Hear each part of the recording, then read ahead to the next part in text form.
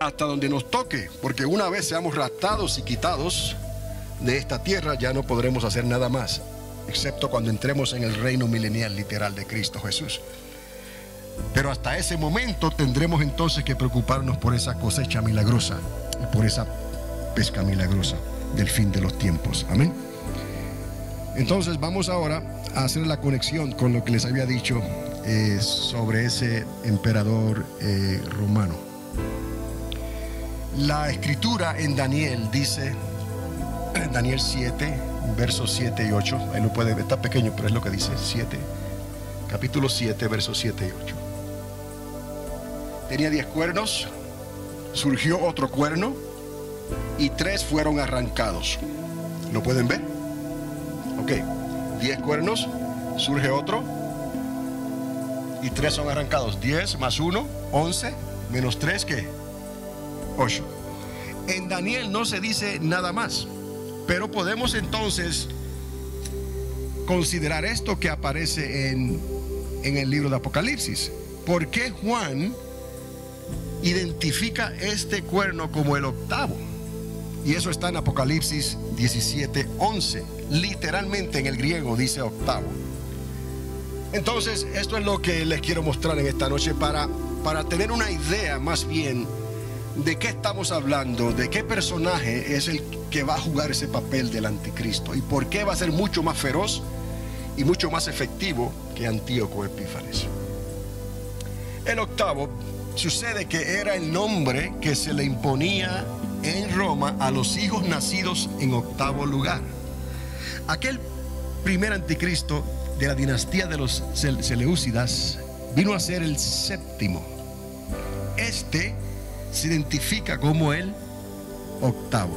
¿Está conmigo? Ok.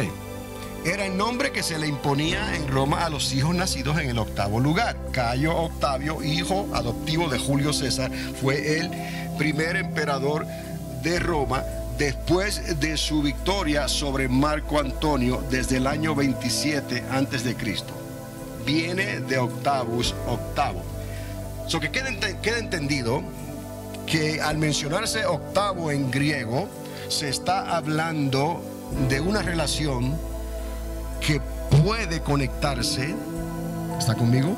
Puede conectarse a lo que ocurrió con el primer emperador romano, del gran imperio romano. Ok. El octavo mostraría las cualidades de un emperador romano. Vamos a ver por qué. ¿Qué conexión hay entre? No es que ese anticristo sea un emperador romano de por sí. Lo que les estoy mostrando en esta noche es una relación a las cualidades y el carácter de ese primer emperador romano. Cómo ese hombre pudo lograr establecer la República de Roma y convertirse en el primer emperador romano, el imperio más grande de la tierra que ha existido. Esas características son significativas porque conforme a lo que he hallado en la escritura apuntan hacia el segundo anticristo, no que él sea un emperador romano. ¿Está claro con eso? Ok. Ahora, ya definimos la palabra octavo, Octavio, 8, ¿no? Ahora Augusto, nombre masculino de origen latino. Su significado es aquel que ha sido consagrado por los augures, sacerdotes romanos que auguraban el porvenir. Y esto lo copié directamente de la enciclopedia. So, si hay algún error así lo copié. Según el vuelo de las aves, o aquel que es venerado y respetado. Quiero que vea características de los augustos, de ese Octavio, de ese Augusto, de ese emperador que era venerado literalmente y respetado, y eran considerados que dioses. Y eso la historia lo confirma. ¿Estamos hasta ahí? Amén. Ahora, César, porque estamos hablando de Octavio, estamos hablando de Augusto, estamos hablando del César. Son calificativos para la misma persona, para un emperador, todos esos nombres. Y yo estoy atando cabos aquí para demostrarles a ustedes que puede haber una conexión en el carácter de ese personaje con el carácter del personaje que viene. como anticristo, como segundo anticristo sobre la tierra. César deriva del latín de la palabra Caesaris. Su significado es cabellera o barba. Y la palabra César significa corte, de donde sale la palabra cesárea. Y eso pues lo entendemos hoy, ¿no? Especialmente las mujeres, ¿no? Las mamás, por cesárea nació alguien, ¿no? Corte. Haciendo referencia a los dos significados, el nombre de César alude a un corte de barba o de peinado. Ahora quiero que noten esto, que fue lo que me llamó, una de las cosas que me llamó la atención, porque en el contexto hebreo la palabra Zair, en su contexto, como aparece en Daniel capítulo 8, 21, y estoy utilizando ahí la Biblia de las Américas, eso es lo que eso quiere decir, la Biblia de las Américas, marca una clave relacionada a esta característica. Pero en Génesis 25, 25 también se usa esa palabra Zair para referirse al peludo o velludo Esaú, y Esaú viene a ser Edom. Entonces, la palabra cuerno, cuando se menciona en la escritura, en el contexto hebreo, se relaciona no solamente como un carnero, como un chivo, sino como algo que es peludo o cabelludo. ¡Qué casualidad! Porque si nos damos cuenta, la palabra César del latín es cabelludo, peludo. Recuerde, estamos utilizando evidencia circunstancial aquí para tratar de hacer una conexión posible en el carácter de ese personaje, para que usted y yo tengamos una idea de cómo se van desenvolviendo las cosas hoy en día en Europa, lo que está pasando en Grecia, lo que está pasando en Italia, lo que está pasando en España, lo que está pasando en Alemania, lo que está pasando en Inglaterra, lo que está pasando en esas naciones. Qué casualidad que todas ellas eran parte del antiguo imperio romano. Entonces conviene seguir de cerca estos acontecimientos que están ocurriendo, porque ayuda a la iglesia, ayuda al pueblo de Dios, como a los hijos de Isaacar en aquel entonces, que pudieron discernir los tiempos que estaban ocurriendo, porque iban a establecer a David como el rey David en aquel entonces. Y ahora nosotros, la iglesia, con el Espíritu Santo, igual que los hijos de Isaacar, necesitamos discernir estos tiempos que estamos viviendo para poder decretar y apuntar, como Juan el Bautista, en la dirección correcta, preparar el camino, porque el Señor viene ya. Su reino va a ser establecido ya, literalmente, en esta tierra. Su reino está establecido por fe, tenemos beneficios de ese reino, ya está aquí, pero Él necesita arreglar ciertos asuntos todavía y dejar bien claro que no habrá división entre los judíos y los gentiles, entre el pueblo judío y la iglesia, el cristianismo. Y todos tendremos que servir bajo Cristo, literalmente, por 1000 años en esta tierra.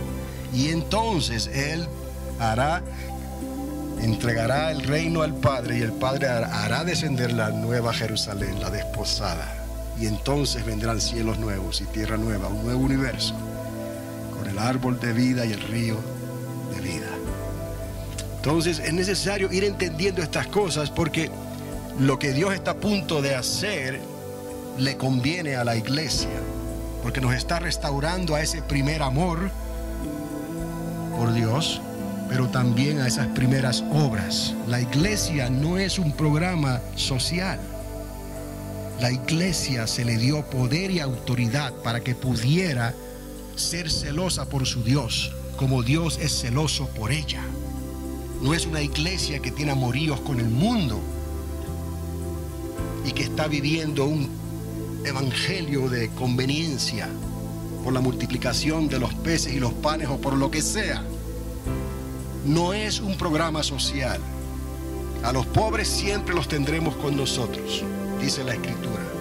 Dios necesita que la iglesia sea celosa para con su Dios y no se contamine, sin mancha, sin arruga, en santidad, separada para Dios. Y entonces el segundo mandamiento va a venir por añadidura, porque si tenemos a Dios, los pobres se van a acercar y tendremos el amor para ayudarlos también. Pero la limpieza y el celo de Dios para poder servirle a Dios como Él demanda. No algo que se ha convertido en un libertinaje, tal vez, ya advertido por el apóstol Pablo, identificando una apostasía que sería rampante en el final de los tiempos, dando lugar al hijo de perdición, que es el personaje enigmático que se va a manifestar. El hijo de perdición, el inicuo, se va a manifestar en estos tiempos, preparando el camino para el anticristo, el falso profeta, y todo lo que va a ocurrir aquí durante esos últimos 42 meses de la última semana, 3 años y medio. Es necesario que la iglesia esté, porque ahora es el tiempo de llenura, ahora es el tiempo de no presentar un evangelio donde la gente se está convirtiendo quizás siguiendo un programa social porque la iglesia le ayudó. Y está bien, muchos de ellos se convierten, está bien, pero esa no fue la misión de la iglesia desde un principio. Os he dado poder y autoridad para echar fuera demonios. Os he dado poder y autoridad para sanar enfermos. Os he dado poder y autoridad para atar al hombre fuerte. Quiere decir que va a haber resistencia, va a haber oposición con los reinos de esta tierra, porque nosotros representamos el reino de Dios de los cielos, que no está dividido, y los reinos de esta tierra democráticamente están divididos. Va a haber un conflicto, no vamos a ser aceptados. Cuanto Él recibió persecución, nosotros por ley tendríamos que recibir persecución, porque una cosa no encaja con la otra. El agua salada con la dulce, el aceite con el agua, no encaja. Somos un pueblo diferente y le vamos a causar problemas a los reinos de este mundo. Esa es la iglesia que se estableció aquí antes de los tiempos de Constantino el Grande. Esa es la iglesia que Pablo vivió en su experiencia, Pedro, los primeros apóstoles y luego los discípulos que siguieron a través de la historia durante el primero, segundo y parte del tercer siglo. Esa es la restauración, pero tenemos que entender entonces qué es lo que viene, porque muchos están pensando de una manera quizás soñolienta de que todo va a estar bien, no hay que preocuparse, en un momento dado el Señor nos lleva y se acabó todo. No, eso ocurre con los que le digan a Dios: si no voy a llegar, mejor llévame, y Dios se encarga de llevarnos. Si usted no quiere dar testimonio de la verdad y asumir esta responsabilidad, le puede decir a Dios: Señor, esto es mucho para mí, me voy a acostar a dormir y nos vemos allá arriba. Y Dios lo puede hacer, pero Dios necesita valientes, como los valientes de David en este tiempo, que podamos hablar la palabra de Dios con denuedo y no nos dejemos comprar por nada, ni por nadie, ni por ofrendas, ni por diezmos, ni por dinero, ni por posición, ni por nombre. No vamos a darle lugar al diablo ni a los sistemas de esta tierra. Tenemos que hablar la verdad y serle fiel hasta la muerte a aquel que nos llamó, porque Él sabe lo que está haciendo. Él es el jefe, el mero mero, Cristo Jesús. Ya la iglesia entonces va tomando otra vestimenta, otra posición. La hermana Mary ha predicado y ha enseñado sobre esas visiones y sueños que Dios le ha dado. También le ha mostrado una iglesia resplandeciente, vestida de lino limpio, una iglesia que no coquetea con el mundo, una iglesia que es fiel a su desposado hasta que lleguen esas bodas del Cordero y entonces nos podamos sentar a la mesa. Entonces era importante hacerles esa conexión, se las quería dejar, porque la palabra Sair, ahí está en hebreo, Sair, significa peludo, velludo, chivo, divinidad representada en forma de chivo. Entonces, de modo que el octavo de Apocalipsis será un Sair que tomará control del imperio, gobierno global, en la misma manera que lo hizo Octavio Augusto César, el primer emperador romano. Significativo, pues, porque esto que va a ocurrir entonces en este tiempo de esta segunda mitad, va a necesitar un líder como Octavio Augusto César, que pueda entonces, políticamente hablando, hablarle a las naciones de la tierra, a los líderes, a los reyes de la tierra, y traerlos y unificarlos en una promesa política falsa de que todo se va a mejorar y todo se va a arreglar, porque según ellos y ese gobierno que está siendo representado por esos cuernos, esos reyes, esas naciones de la tierra, con ese falso profeta que hace que se edifique, que se construya esa imagen de la bestia que habla aún, la gente estará impresionada. Esa cabeza que fue herida de muerte, que viene a ser el octavo, ese personaje se le da muerte y hay aparentemente una resurrección que lo podemos ver bíblicamente, que ese personaje muere, esa cabeza muere y vuelve a la vida otra vez. Y entonces el falso profeta utiliza eso para hacer esa imagen a esa bestia y que todas las naciones de la tierra la adoren y se pongan la marca de la bestia en la mano derecha o en la frente, ya logrando un control absoluto, dictatorial sobre las naciones de la tierra. Y solo aquellos que no se dejen poner la marca escaparán, pero ¿a qué precio? Tendrán que dar sus vidas y serán decapitados, dice la Escritura. Esa será la muerte reservada para esos que serán hallados dignos de ser vestidos con las vestiduras blancas, cuando Dios los levante de entre los muertos y los haga entrar en su reino. Pero todo esto va a acontecer de la manera que está descrita aquí en la palabra. No podemos pensar con sueños, como dicen algunos en inglés, wishful thinking, pensando que todo va a estar bien y que todo se va a arreglar. No, hay un proceso y estas cosas necesitan entenderse. Y hasta donde Dios nos permita estar en esta tierra, vamos a ser fieles, por cuanto has guardado la palabra de mi paciencia, dice el Señor. Yo te libraré de la hora de la tentación, que es prueba, que viene para probar a los moradores de la tierra en todas las naciones del mundo.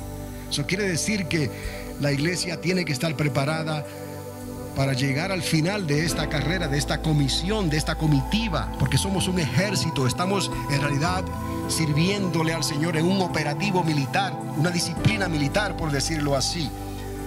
Fue la generalización que usó el apóstol Pablo cuando le hablaba a las iglesias de aquel entonces. Los comparaba con los soldados romanos y con las vestimentas romanas y con la disciplina militar. No estamos hablando de algo que sea fuera de contexto bíblico. La iglesia en cierta forma necesita llevar una disciplina militar para poder perseverar hasta el fin y poder ser obediente.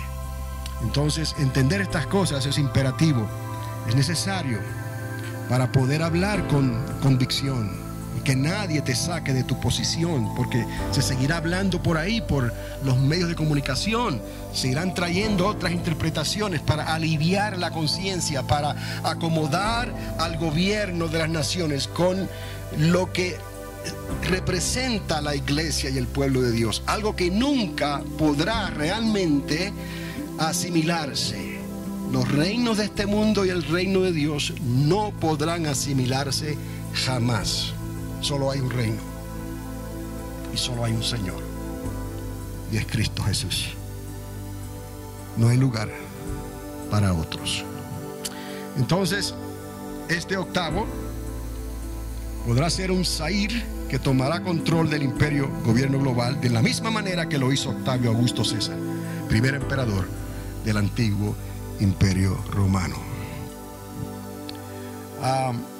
Quiero solamente comenzar, ya veo que nos quedan unos 5 minutos,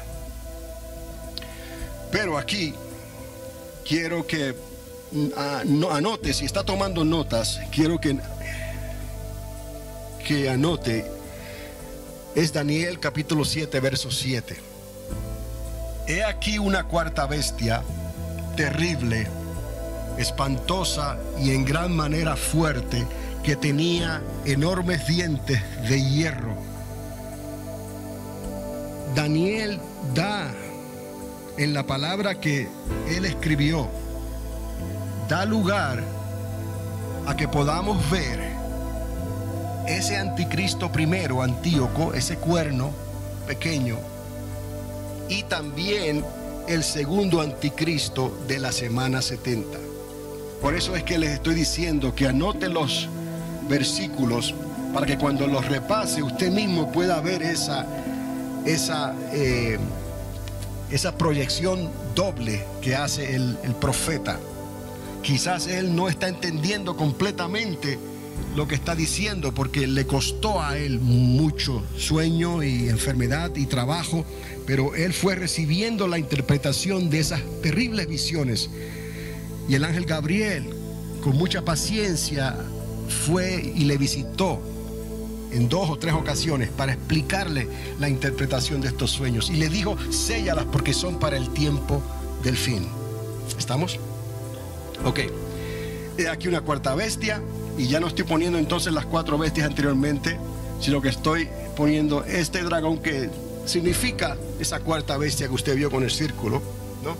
Y el dragón sobre toda la tierra, que será lanzado del cielo a la tierra.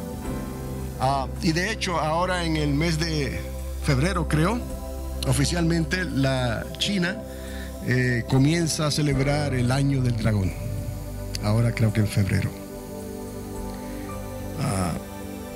O sea que las cosas que están ocurriendo hoy en día no tampoco deben de sorprendernos. ¿Cuántos escucharon que el sol acaba de pasar por una no sé, un cambio, por decirlo así, que ocurre cada 11 años, dicen algunos, y que desde el domingo por la noche para acá han habido unos cambios en la atmósfera debido a los rayos ultravioletas del sol y al magnetismo de la energía solar, que hicieron que se cambiaran ciertos vuelos que iban por el Ártico. Esas rutas de esos aviones hicieron que las cambiaran por otro lugar, por miedo a la radiación excesiva que había en la atmósfera, o que hay en la atmósfera. Y yo le digo que el domingo por la noche subimos al Space Center, la hermana Mary y yo, y estábamos viendo